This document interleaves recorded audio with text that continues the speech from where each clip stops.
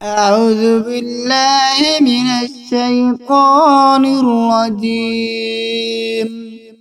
بسم الله الرحمن الرحیم. ماہ رمضان کے وظائف.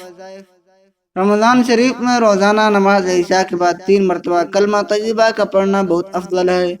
پہلی مرتبہ پڑھنے سے گناہوں کی مغفرت ہوگی، دوسری مرتبہ پڑھنے سے دوزخ سے آزاد ہوگا، تیسری مرتبہ پڑھنے سے جنت کے مستحق ہوگا.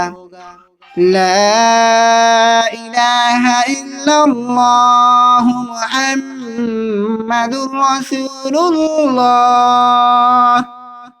اللہ کے سوا کوئی معبود نہیں، حضرت محمد صلی اللہ علیہ وسلم اللہ کے رسول ہیں. رمضان شریف میں روزانہ ہر نماز کے بعد درج ذیل دعائے مغفرت کو 3 مرتبہ پڑھنا بہت افضل عمل ہے. استغفر اللہ العظیم الذی لا الہ الا هو الحی القیوم واتوب الیہ. توبة عبد ظالم لا يملك نفسه ضرا ولا نفعا ولا موتا ولا حياة ولا نشورا.